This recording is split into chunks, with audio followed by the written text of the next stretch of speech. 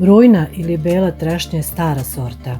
Meso ploda je sočno i žute je boje.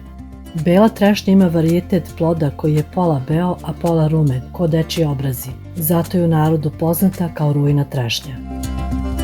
Stablo ove trešnje je robusno i veliko, nikad se ne prska, a uvek rađa. Idealna je za preradu u razne poslastice. Beremo zrele i tvrde plodove trešnje. Ova vrsta trešnje je jako osetljiva nakon berbe i ako se ne iskoristi ubrzo može da potamni.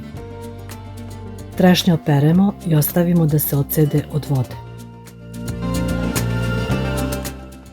Potom trešnje očistimo od koštica.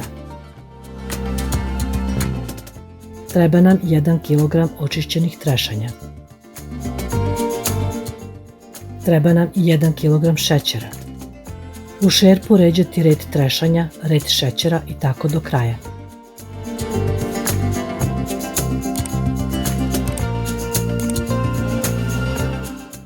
Zadnji red je šećer.